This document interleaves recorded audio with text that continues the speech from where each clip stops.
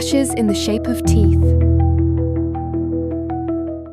You'd think finding a book inside a wall would feel like some kind of divine discovery, the start of an adventure.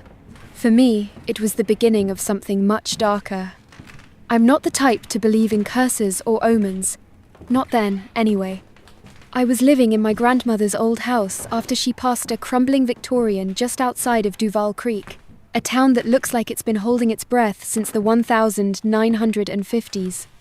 My job let me work remote, and the house was paid off, so I figured I'd stay there a few months while I sorted out her estate and decided whether to sell or renovate.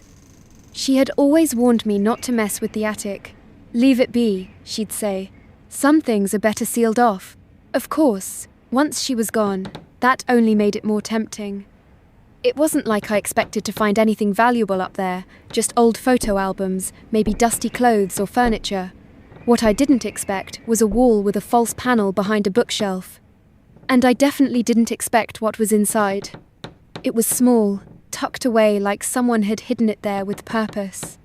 Wrapped in decaying linen and string, the object had the shape and size of a book, but when I touched the fabric, it flaked like skin after a sunburn. Underneath was a leather-bound journal, brittle with age and stained dark in places, like something had soaked into it long ago. There was no title on the front, just a symbol I didn't recognize. It looked like a circle of jagged lines enclosing what could have been a stylized mouth. Teeth, maybe, or flames. I told myself it didn't matter, that I was being silly, but the moment I picked it up, I swear the air in the attic changed. Cooler, still. The pages were filled with tight, spidery handwriting in a language I couldn't understand. Some kind of script that curled and hooked in ways that made my eyes ache. At first, I thought it might be Latin, but the letters were wrong. Sometimes there were diagrams, crude ink sketches of figures standing in rings of fire, or mouths always mouths open wide, ringed with too many teeth. I should have left it alone. I should have sealed it back in the wall and never touched it again.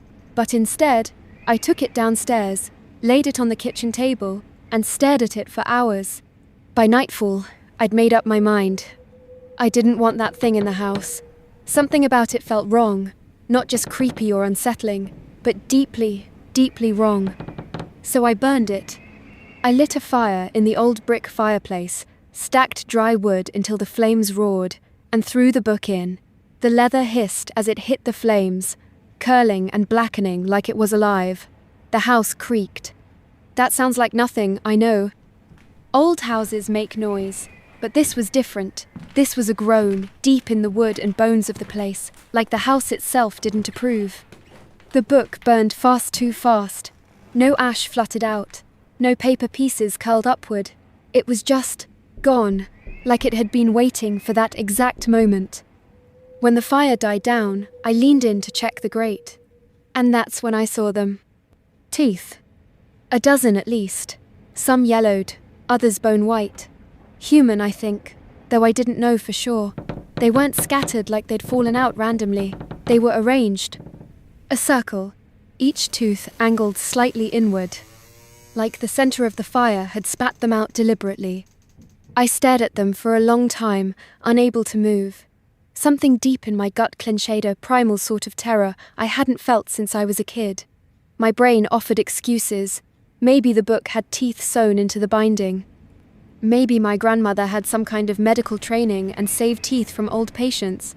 But none of that explained the way they had appeared, or the fact that they hadn't been there before. I swept them into the metal ash bucket and dumped it outside in the overgrown garden. I didn't sleep that night. Every time I closed my eyes, I imagined teeth growing up through the floorboards, pressing against the soles of my feet. The next day, I called a local bookstore to ask if anyone could identify the script in the book. I felt stupid even asking, but I couldn't let it go. The man on the phone, Jason, sounded intrigued. "Bring it in," he said. "We've got a few folks here who are into old languages." "I can't. I burned it," I admitted. He was silent for a moment. "Well, that's unfortunate. Do you know anything about a book with a mouth symbol on it? Or one that leaves teeth behind?" "Teeth?" "Yeah, like actual teeth." He didn't answer right away. Then, quietly, he said, You should come in anyway. Bring whatever you can, even if it's just a description. So I did. I took photos of the attic wall, the linen wrapping, even the empty fireplace. When I showed Jason the symbol I'd copied onto paper, his face paled. "I've seen this before," he said. "Once. Years ago." I leaned in. "Where?" He looked around the shop like someone might be listening. "There was a guy who came through here in the 90s, said he was part of some study group, occult history. He showed me a journal with that symbol on the front. He didn't leave it with me, but I remember what he said, that the book was a mouth that remembers." "A mouth?" Jason nodded.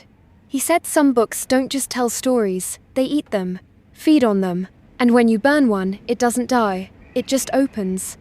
I left the bookstore with a lead weight in my chest. I tried to forget about it, to return to normal life, but the house had other plans. That night, I heard noises in the walls. Soft at first, like scratching, but it grew louder as the hours went on tapping, then thudding. I searched every room, every closet, every corner of the attic. Nothing. Until I checked the fireplace. More teeth. Not a dozen this time, hundreds. The ash bed was littered with them, some no bigger than a grain of rice, others cracked and brown, jagged like they'd been pulled violently from a jaw. They formed a spiral now, tight and purposeful. In the center was something new, a molar with a hairline crack running across its surface. It pulsed faintly. I swear it did. I ran. I packed a bag, drove to a motel 3 towns over, and stayed there with the lights on. But even then, I couldn't sleep.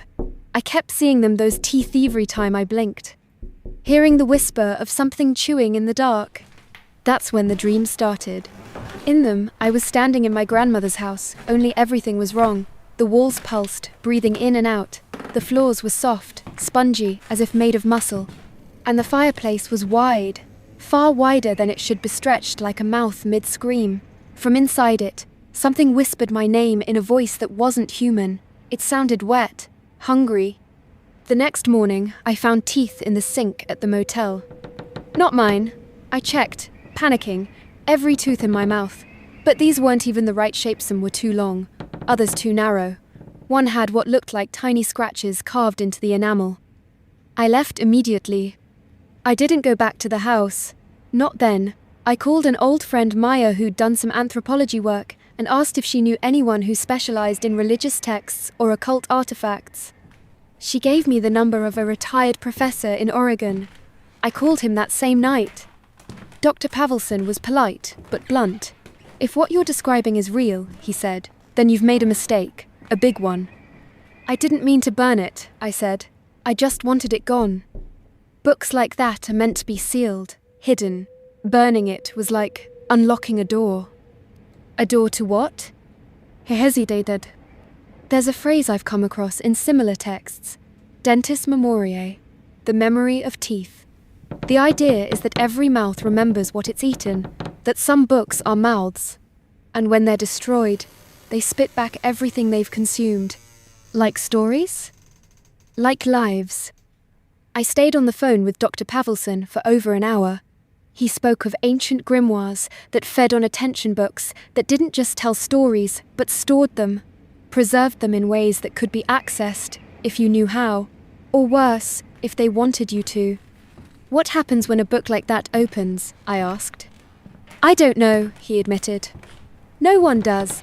The legends suggest these books are designed to anchor something, to bind it. When destroyed, they don't vanish. They return to what they were before, a passage. To where? To something," he said. Or someone, something old. After the call, I drove aimlessly for hours. I couldn't go home. The motel had teeth in the sink. I didn't want to drag this thing into anyone else's space either. The only place I felt drawn to against every instinct was my grandmother's house. When I got back, I didn't park in the driveway. I left the car on the side of the road and approached from the trees. I didn't know what I expected to find, but I didn't want to make noise. The windows were dark. The air was motionless. It felt like the house was waiting for me. I crept in through the back door. The kitchen smelled like copper and rot. Every surface had a light dusting of soot, no, not soot, ash. But when I touched it, my fingers came away with grit. Tiny white chips. Teeth. I almost fled then. I wanted to, but something made me move forward. The living room had changed. The floorboards bowed inward slightly, and the furniture had been pushed against the walls. In the center of the room, something had been arranged. A circle again this time, made of molars, incisors, and bicuspids. Some still had roots. A few had gums still attached. In the middle of the circles sat the metal ash bucket I'd thrown the original teeth into. It had been brought back inside. Its contents were empty, except for a single page brown, brittle, and somehow untouched by fire. It had been spat out. I leaned in, using my phone's flashlight. The page was covered in the same hook and curl script from before, but the ink was fresh. It shimmered slightly, like oil on water. And as I watched, a word formed near the top. It was in English. My name. I reeled backward, heart hammering in my chest. I left the page where it was and backed into the hallway.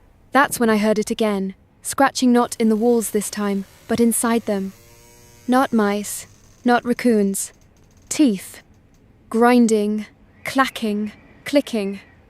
I turned toward the staircase, and that's when I saw it, a trail of small teeth, descending one by one down the carpeted steps, as if something upstairs was shedding them as it came. I fled. I didn't stop running until I hit the car. I didn't go to another motel. I didn't call friends. I drove straight to the edge of town, parked under a highway overpass, and stayed there, engine off, gripping the steering wheel like it could save me. I don't remember falling asleep, but I dreamed again. Only this time, it wasn't the house. It was the book. In the dream, I was inside it, not reading it, but within its pages. The paper was skin, the ink was veins. I was standing on a white landscape of pulp and bone, and the horizon was filled with rows upon rows of teeth, growing like trees. Some chatted. Some opened like mouths and whispered stories not in words, but in memories. And then, I saw her. My grandmother. She stood at the far edge of the page, surrounded by a semicircle of floating molars.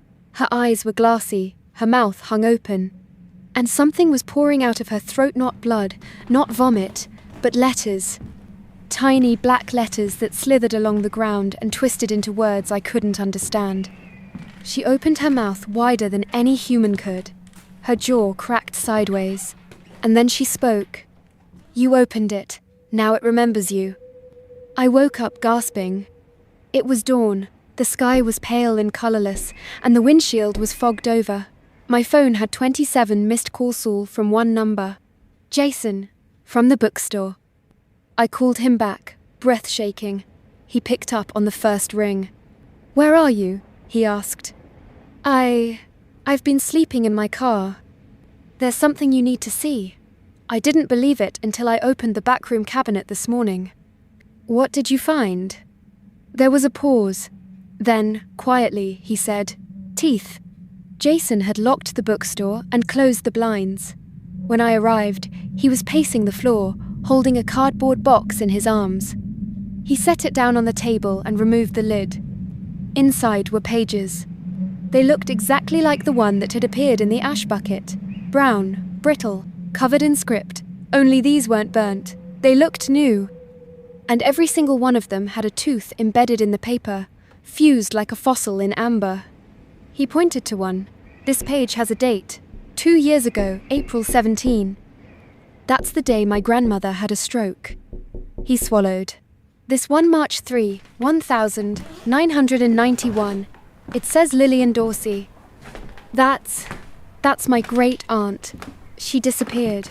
They said she walked into the woods and was never found. Jason looked at me with wide, damp eyes. I think this book has been cataloguing people, writing them down, keeping them. But why teeth? I don't know.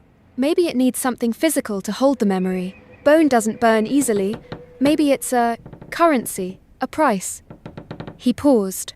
Or maybe it's a warning. We sat in silence for a long time. Eventually, Jason whispered something I hadn't considered. What if it's still writing? What do you mean? These pages didn't exist yesterday. The book's gone, but it's still creating more. That means something's feeding it. Me? Maybe. Or maybe not just you. He turned and pulled a final page from the bottom of the box. This one wasn't brown. It was white, fresh, still wet with ink. My name was at the top, and below it, my story. Everything. The attic, the fire, the dreams, even this moment in the bookstore. It was writing me as I lived. I staggered back. We have to destroy them. Jason shook his head violently. No! What if that just makes it worse? I looked down at the paper again and noticed something I hadn't before. Near the bottom below the last sentence was a symbol. The same jagged mouth from the book cover. But this time, it was open. I didn't speak as we wrapped the pages in plastic and stored them in Jason's safe. It wasn't much, but it felt like a barrier, a pause button, something to give me time to think. Has anyone else been in here? I asked. No, I live alone. Don't even get customers most days, Jason said. You're the only one who's touched these. So why is it still writing? Jason's lips pressed into a tight line. Maybe it isn't just about touch. Maybe once you see it really see it, it sees you back. That was the moment I realized what was truly wrong. I turned to Jason slowly. You said the guy who showed you the book years ago, the one with the symbol, didn't leave it here, right? Right, he left with it. And you never saw it again? No. So then, where did my grandmother get it? Jason looked puzzled for a second. Then his face slackened with dawning horror. You think? I nodded. What if that man didn't walk away? What if the book took him? I left the shop not long after, armed with a box of teeth-embedded pages and the knowledge that I might already be a story in the making. I didn't know where to go. I didn't want to go hominot to a house that breathed and wept ashbutt. I also couldn't run forever. Something had tied me to this. I had to understand it, or end it. I drove until the sun went down, then parked outside a diner on the edge of Route 13. I sat there until the waitress came out with a to-go coffee I hadn't ordered. This yours? She asked. I shook my head. It's paid for. I hesitated, then took it. The cup was warm, but the liquid inside felt thick, heavier than coffee. I opened the lid. There were teeth floating in it. I dropped it, scalding liquid splashing across my lap and the pavement. The waitress just stared at me, and then, in a voice not quite hers, she said, "We chew the stories, we swallow the names." I backed away. She smiled wide, wider than a human jaw should allow. Her lips split at the corners, and behind them were rows of tiny, perfect, identical teeth, like those of a child's doll. I fled to the car, peeled out, tires screeching. The road blurred by. Trees became smears of shadow. Every light looked like an eye. I couldn't stop shaking. The story was spreading. I made it back to my grandmother's house by midnight. I don't know what I thought I would find. Maybe more teeth. Maybe more pages.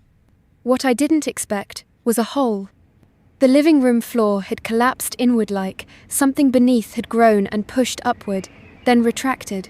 The wood around the edge of the hole was blackened and splintered, but it wasn't burnt.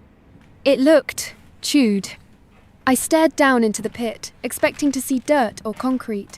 Instead, there was only blackness, a space that felt impossibly deep, though I could still hear something moving within it. Whispers. Clicking. Wetness. I leaned forward. The scent hit me first, like rotten milk and old breath. Then, something moved.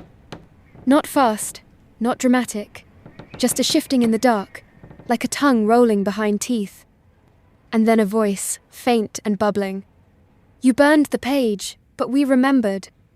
I stumbled backward, heart pounding, every instinct screaming to run. But then another voice answered, a voice I recognized. My grandmother's. Don't listen. It only has mouths, no eyes. It sees through you. I turned, expecting to see her. Of course I didn't. But in the hallway mirror, her face shimmered faintly. She looked sad.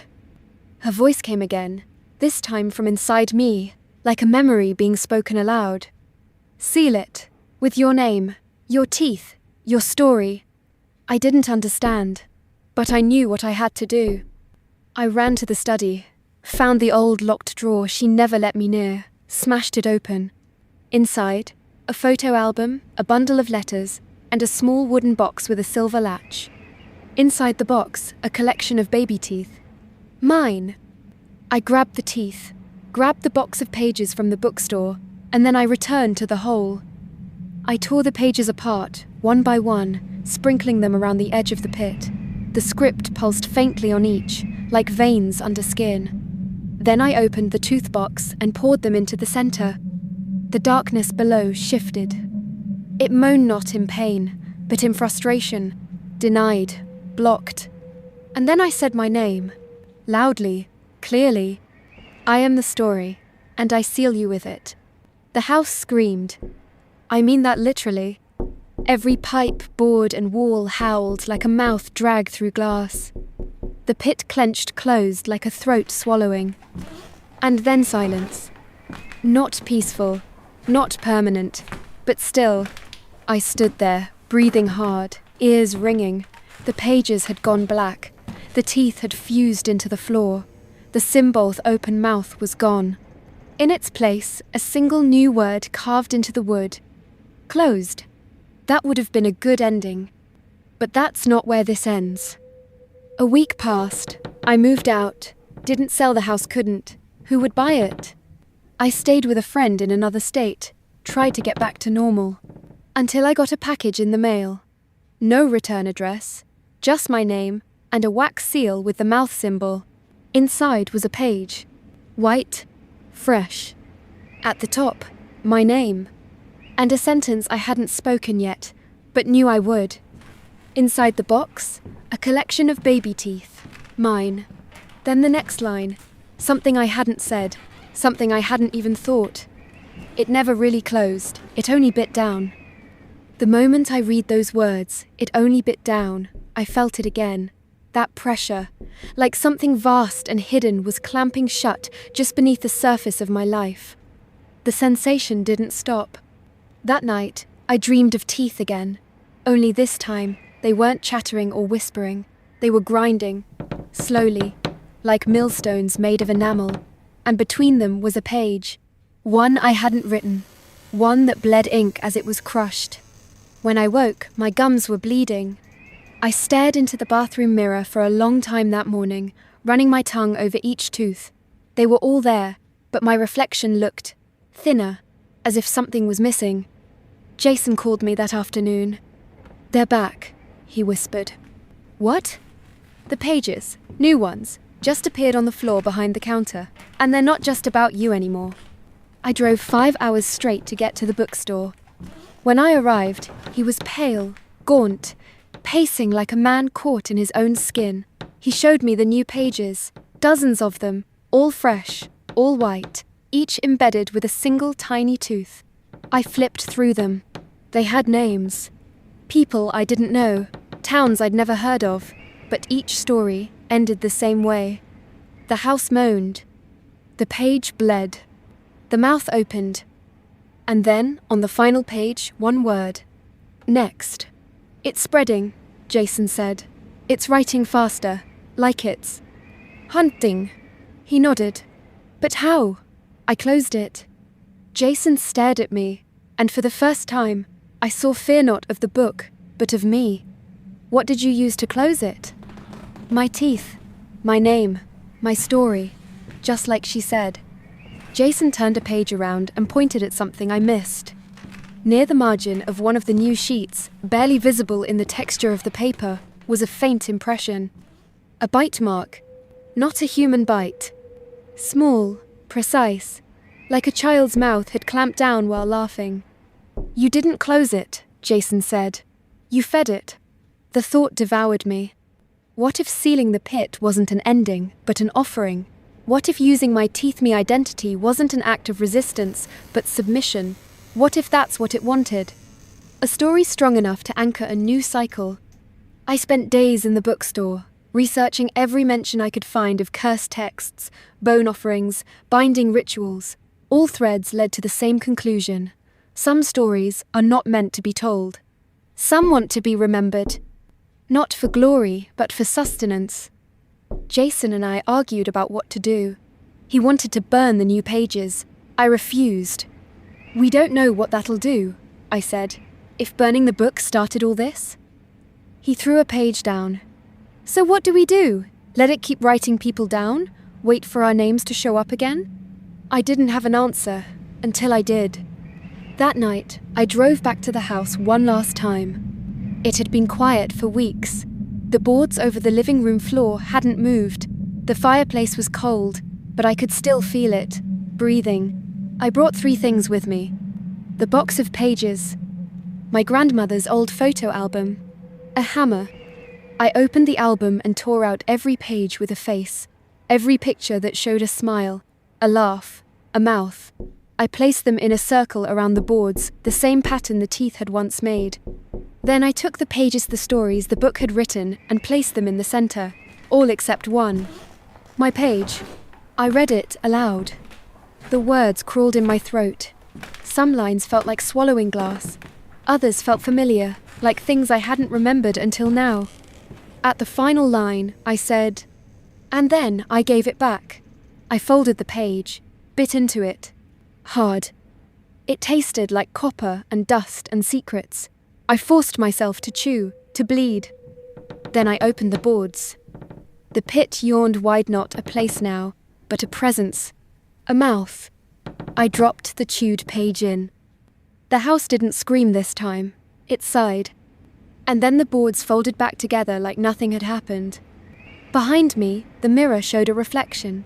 Not Mina, my grandmother, smiling. And then it faded. 3 months have passed. Jason moved. He won't answer my calls. I haven't seen any more teeth. No new pages. But last night, I found something waiting in the mailbox. A note. Typed. Plain. No signature. Thank you for the story. We're still hungry. But now we know your flavor. Attached to it, a single baby tooth. Still vet. Still warm.